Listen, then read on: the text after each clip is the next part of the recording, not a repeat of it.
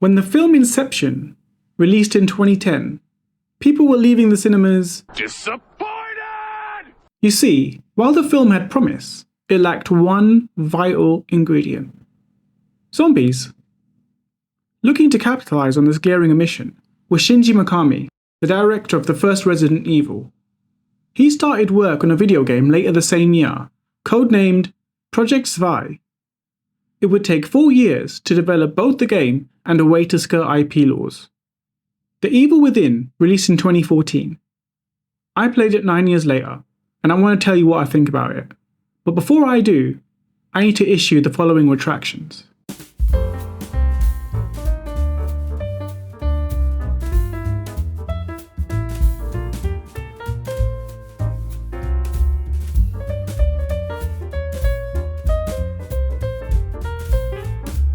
Full disclosure, I hate the entire horror genre.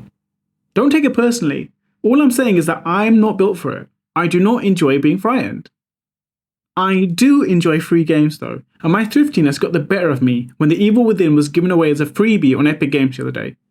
And I'm glad I played it, as I enjoyed it more than I expected. The gameplay was decent, and so was the story.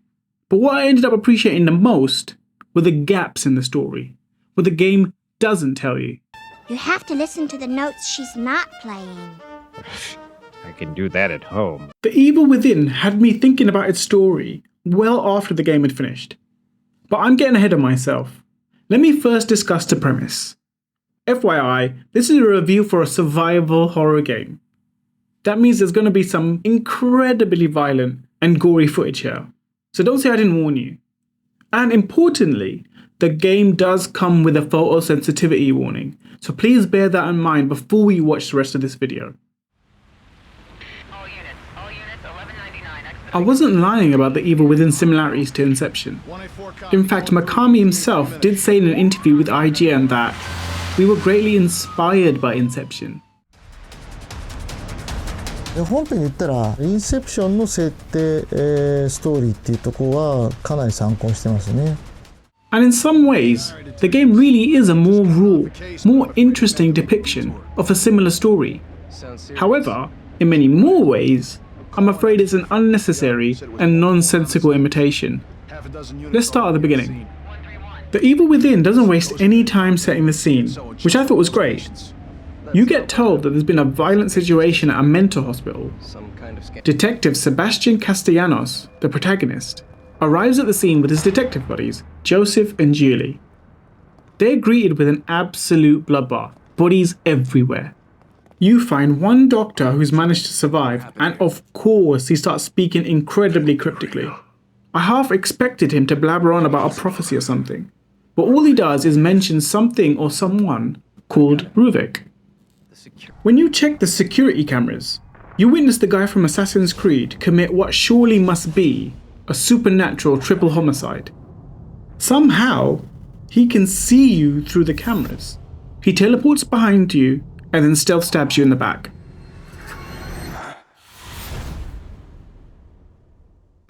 You wake up to soothing lift music, only to realize you're hanging upside down and dripping with blood. You then notice that Bane from Batman is now moonlighting as a butcher. You manage to escape, and you spend the rest of the game running away, killing zombies, finding your buddies, and figuring out what the hell is going on. The core of the story here is nothing to write home about. I found a lot of it to be cliched and predictable. I don't think any of the characters were particularly likable, and I believe each of them had at least one moment when I found them really annoying. This led me to using this poor guy Joseph as a human dartboard, with varying degrees of success.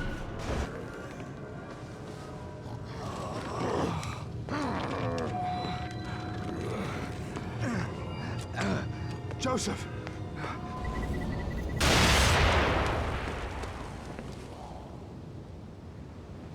You okay? I'm fine. No need to worry. I think one of the reasons behind my lack of any emotional attachment to these characters is the fact that they are all so stoic and collected, given the circumstances. I was terrified most of my time with the game. But oh no, this guy's worried about his glasses. I'm sorry. It's not just about being unable to see. It's about feeling normal. I mean, come on. Let's focus Their emotions are just not consistent with any normal human being. The most likable guy in the entire game is this one cop, who we all know from the get-go is gonna die early on. And because of the unlikable characters and the mediocre story, the evil within is almost entirely reliant on the atmosphere of the gameplay to hold your attention.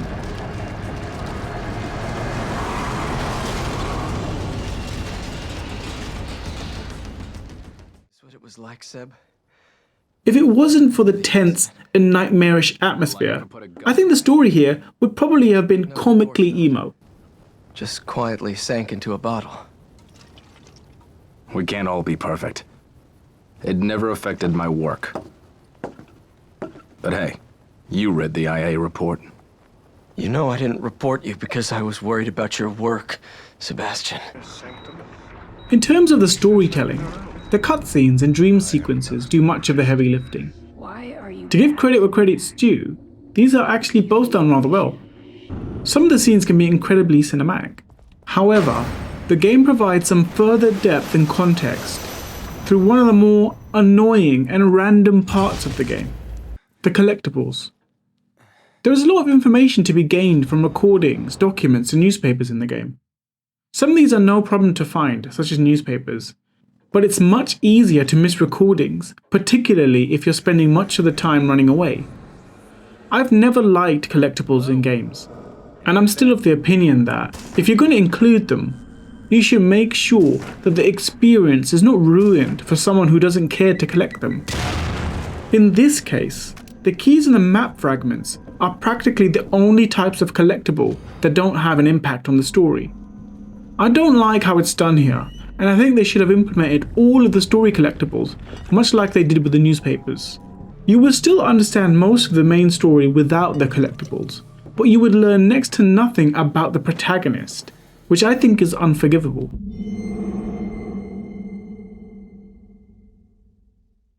I mentioned in the introduction that it's the gaps where the story shines. Much is left unexplained, and these mysteries elevate the storytelling. For example, if you watch the opening cutscene after finishing the game, you'll notice that they've included some things very intentionally to create some mystery.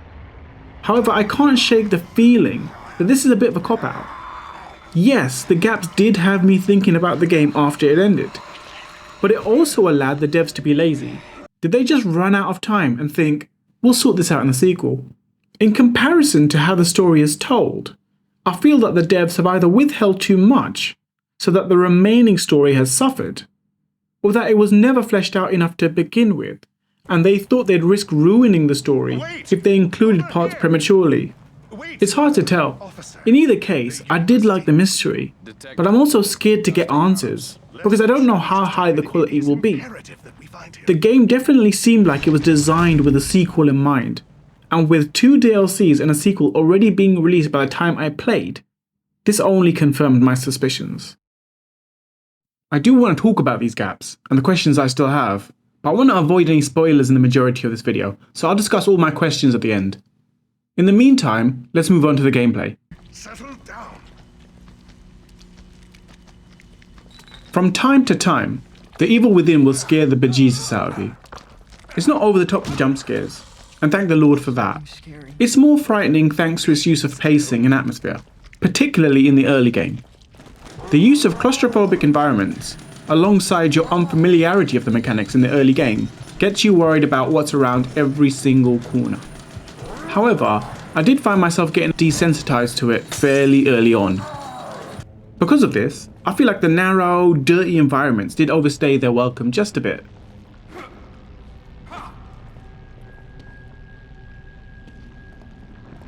The game does open up about a third of the way in, and I appreciate the fresh air.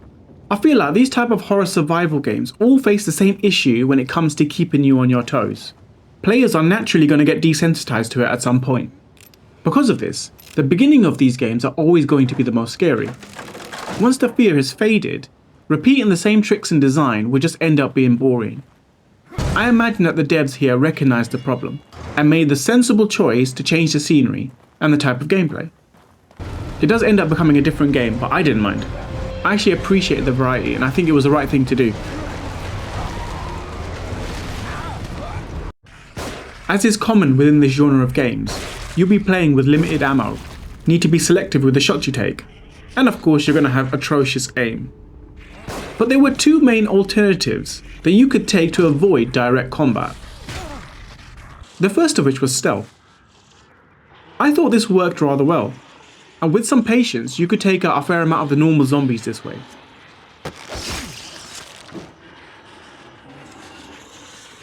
But stealth in this game is very limited in its use, and to be fair, the evil within is not Hitman. You're told very early on that stealth is not always going to be a viable option, and where it goes wrong, it does leave you feeling very vulnerable indeed.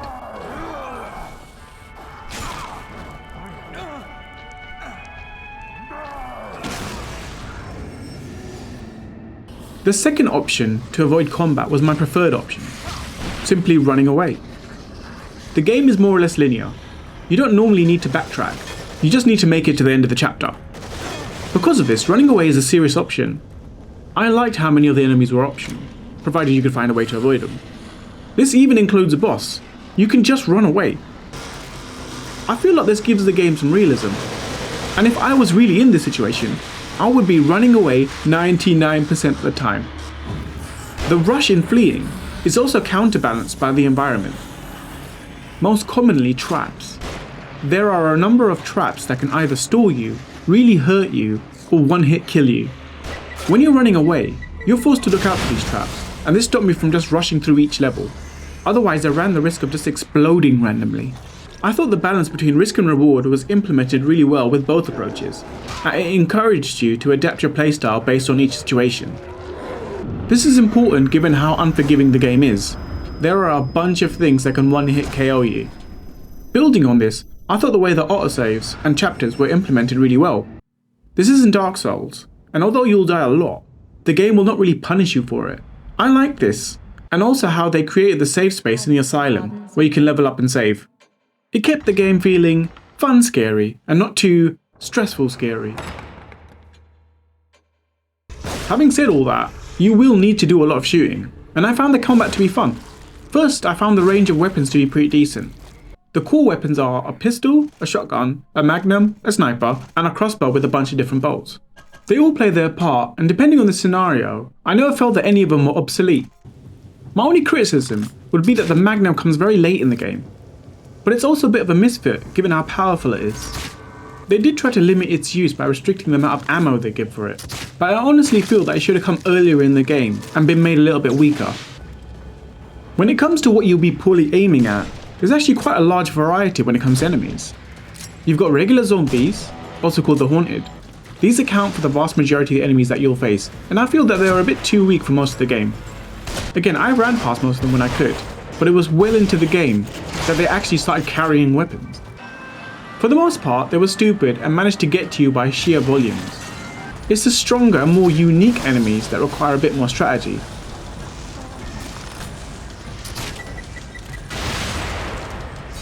I liked the bosses and stronger enemies, but mostly because they added some variety. The bosses could be frightening, especially the first time you saw them, but if you kept having to try again to kill them, mostly because you keep dying, this fear quickly wears off. They were underwhelming at times too, and once you figured out a strategy that was effective, it ended up being a case of rinse and repeat.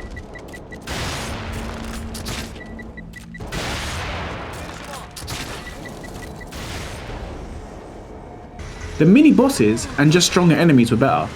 You would often fight them in enclosed spaces, and you mostly just needed a lot of raw firepower.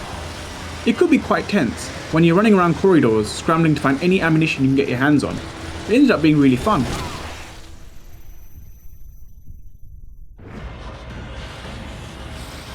Small portions of the game have you working alongside your partner, Joseph. Poor, annoying Joseph. This drastically changes the gameplay, and your main objective becomes keeping this doofus alive. Although slightly annoying, for the most part these are fine. You can heal him for free, and you can more or less get away with it by just running around in circles and keeping enemies away from him. It does break the rhythm of the game slightly as stealth kinda goes out the window, considering Joseph is an angry, aggressive, and rather high maintenance individual.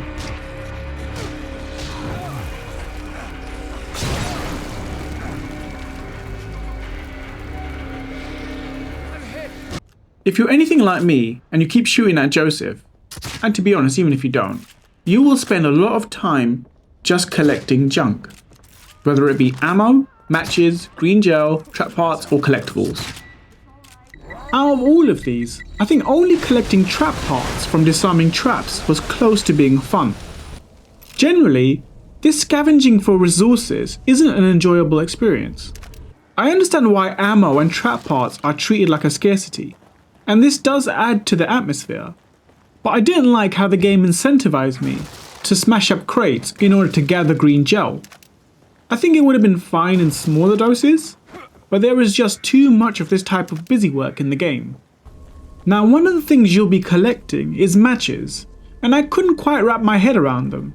The game teaches you that you can use matches to permanently dispose of bodies. However, sometimes killed enemies would not get back up, and it made it seem like I was wasting my matches most of the game. You can also burn bodies and use their flames to catch walking enemies, but I almost never found the opportunity to do this. I ended up not using matches until I saw an enemy get back up or where it was obvious that a bunch of zombies were about to end their nap when I entered the room. The whole match mechanic ended up being a matter of guesswork and created confusion rather than tension. Obviously, you need to collect green gel so that you can inject it into your brain to level up. They represent this simple fact of life through the skill tree. The skill tree itself is rather nifty, and most of the branches felt meaningful and well balanced given how much gel they use up. A couple of branches I found more useful than others, such as the amount of ammunition you can carry, sprint time, and increased health. Some I never touched though, like grenades or melee damage.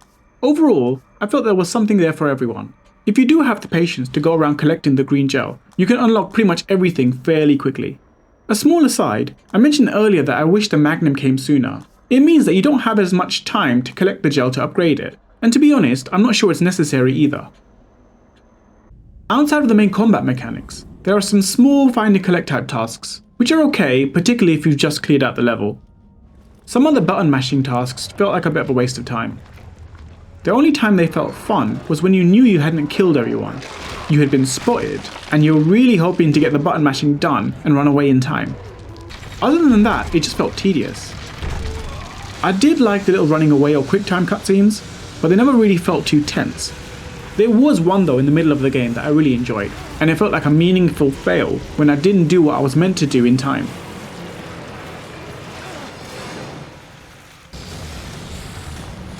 I thought the game was a bit too long. I didn't mind the final chapters, in fact I actually enjoyed them. They brought some much needed variety but not too much tension or challenge. I suppose it may have been intentional, that towards the end of the game, the player is meant to start feeling a heightened sense of power and control. I do feel though, that they should have trimmed some of the middle of the game away.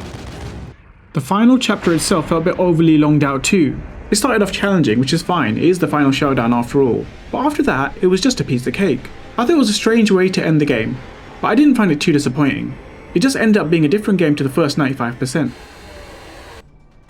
All in all, despite what must seem like overwhelming criticism, I did enjoy the game. I don't like the whole horror genre, and I feel like The Evil Within is open to both casual players and hardcore alike. I would have preferred a shorter experience, but I have no massive complaints, particularly with the later game. One of the first points I made was that the game relies on its atmosphere to enhance the gameplay, and the main way it does that is through its art direction, so let's talk about that now. The Evil Within relies heavily on its presentation to make a compelling game. It does well to create a tense and claustrophobic atmosphere, particularly in the early game. Its use of cramped spacing and lighting, or lack thereof, adds a sense of tightness, but not in a cozy way. I mentioned earlier that about a third of the way through the game, it opens up. Despite giving off a completely different vibe, the outdoor spaces look good, and they maintain a sense of danger, if not constriction. On top of adding to the variety, I feel they used each area wisely, and they all related to the wider story. Nothing felt added just for the sake of keeping it fresh. While the game is linear, each chapter did feel winding. Expect to get lost and unintentionally double back on yourself. I loved the level designs. The loss of direction does a lot to add to the feeling of helplessness and feeling trapped. I definitely need to talk about the amount of gore used in The Evil Within. To me, it was over the top and worked against the game. It was fine when used in cutscenes and to progress the plot. For example, when you first walk into the asylum and see all the dead bodies. Or when you're conducting brain surgery. Subject number 58, test 92. I also thought it was fine to use that amount of gore when the player dies, creating an impactful sense of failure. However, the rest of the gore just made the game feel untidy rather than nightmarish. I feel that the amount of gore used just ends up leading to players becoming desensitized far more quickly than they would have done otherwise.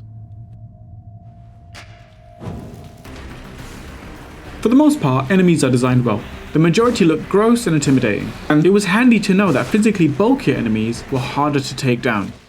There are some notable exceptions though. This dog in particular never felt scary to me. It's comical, it's almost cute, and a strange choice in my opinion. In terms of the graphics, The Evil Within looks pretty good for a game that's almost 10 years old. I never felt the graphics looked dated, except for right at the beginning, when it's raining, and the characters look like they're sweating rather than being drenched. Way to make a good first impression, eh? But shooting Joseph more than compensated for this. Hey, Joseph. Still with me? The animations generally look good too, with enemies running at you genuinely feeling threatening. What was also great was the use of sound. I thought it was something electronic. The most notable use of sound has to be the music that you hear just prior to entering the safe room or mental asylum. The piece, Clair de Lune, is both peaceful but also off-putting given the context. A nice mix between solace and creepiness. You can hear it in the middle of chapters to let you know that a mirror to take you to the safe room is near. It makes you wonder whether the music is real or just in your head. It's also a fitting piece. Clair de Lune translates as moonlight. In some parts of the world, the moon has been associated with madness in the past, hence the words lunacy and lunatic, both derived from luna, the Latin word for moon. And I like how The Evil Within uses the pull of this moonlight music to draw you into the mental asylum. Moving on to the sound effects, I think these were great too. You can hear movement in the background, which keeps you on guard throughout the game. The sounds of weapons do well to reflect how powerful they are too, with the pistol sounding like a pea shooter compared to the other more powerful weapons. The background music can be a bit hit and miss though. There seems to be a constant hum or a gentle but eerie sound a lot of the time. I feel this removes some of the feeling of loneliness and makes the game feel less tense overall.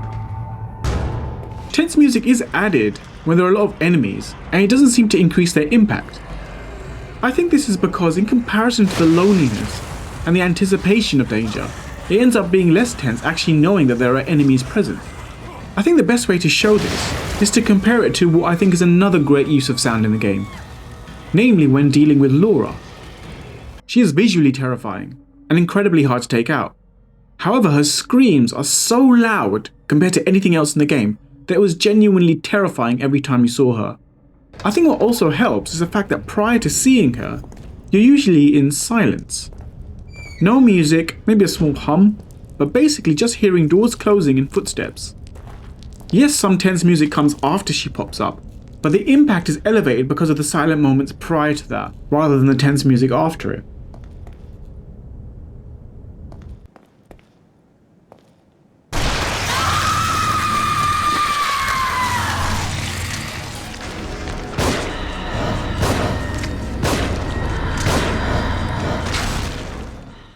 Moving on to the voice acting, some strange choices were made. I thought the main characters were shockingly poor.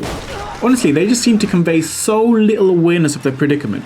I found it jarring and bordering on funny that they weren't as terrified as I was. There are some exceptions when it comes to the acting. I thought the main antagonist was actually alright, as well as some of the side characters. But I felt that Sebastian and Joseph really let the team down here. And it's not entirely their fault. Some of the dialogue was shocking too, but all in all, a very bizarre way to portray the main characters. Barring the voice acting, I thought the game was presented very, very well. Alright, let's wrap this up. I've laid out some pretty harsh criticism of the game, but I must admit that I enjoyed it. This is actually pretty high praise for someone who doesn't enjoy the whole horror genre. And in fact, I'd recommend The Evil Within. If you missed your chance to get it for free, there's some CD keys out there for about £2. At that price, I would say it's worth checking out. The atmosphere created was great, and it will keep you on your toes for a good while. Although the game could have been shorter, aside from that I thought the pacing was good. The early game was scary, no doubt about it, and they did well to mix it up once they felt that players would start to get desensitized. The story's not life-changing, especially if you've seen the movie Inception, but the mystery involved does keep you hooked and wanting to know more. I do wish they were a bit more transparent about the story and less reliant on collectibles to flesh out the world. The gameplay was fun, but not overly stressful once you got the hang of it. Weapon selection and enemy variety was solid and challenging enough to force you to adapt a number of times. The acting could have been a lot better, but given the quality of the rest of the game, it doesn't let it down too much. The Evil Within is definitely worth a try. And that is the end of the video. I have a lot of questions about the story, so stick around if you want to hear me talk about that, but please bear in mind there will be spoilers beyond this part of the video. If you don't want to stick around, thank you very much for watching, and I'll see you next time. For the rest of you, I'll see you in a couple seconds. Okay, again, there's going to be spoilers in this part of the video. Just as an FYI, at the time of this recording, I've completed the first game, but I've not played any of the DLC. I have played the first hour of the sequel, which you can watch here if I can figure out how to do the link. But to be honest, it left me more confused. Now, sorry if anything here has already been answered by the extra content, but I thought it might be interesting to voice my questions here before playing any more. The first question I have is probably the most obvious one. Is the whole game set in STEM, including the ending? So in audio tape number 8, Searching, Rubik talks about the light from the lighthouse. Somehow I can see that light. That shaft of light from the lighthouse. From anywhere in this place. It seems to penetrate everything. Penetrate me. That view of the hospital is not in my memory, yet somehow it is more solid than anything I have made exist here. Was it always there? Something changed under that light. It calls, it repulses, it draws the others. They think they'll reach the source, regain what they've lost. They don't even know what that is.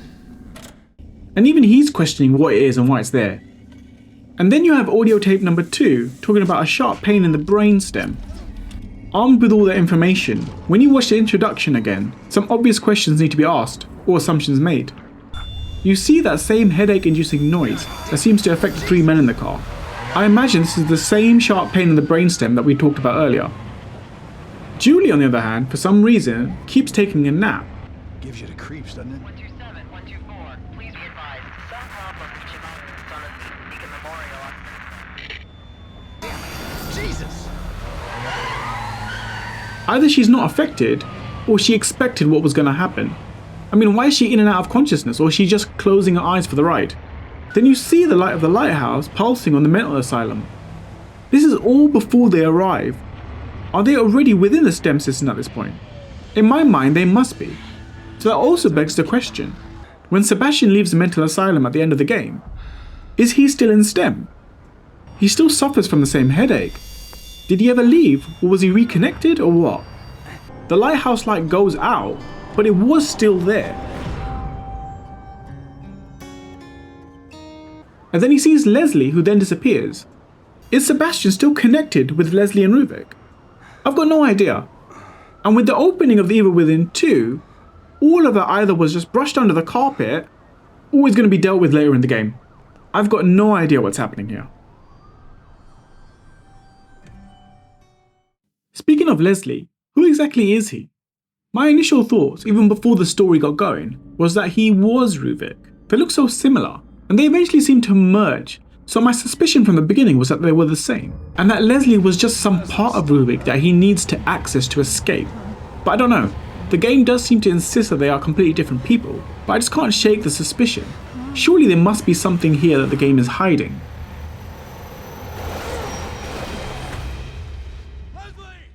Next up is Julie. Now, the beginning of the sequel did answer some of my questions here, sort of. I still need to finish the game, but I was always wondering who she was and why she was there. I already mentioned that she seemed to know what was going on in the car, or was completely unaffected in the opening cutscene. And there's also this little snippet, which seems to show her inserting a probe into Sebastian's head. I guess the remaining question is why? My final question is, when is this game actually set? We start the game with the impression that the game is set in the present, and later in the game you have vending machine and office spaces. But actually looking at the characters, their appearances seem a little off. I first noticed it when you look at Dr. Jimenez's brother. Looking at the way he's dressed, he seems to be rather antiquated, definitely not dressed as someone from the present, more like, at the very latest, the 50s. But I would imagine it might be a little bit earlier than that.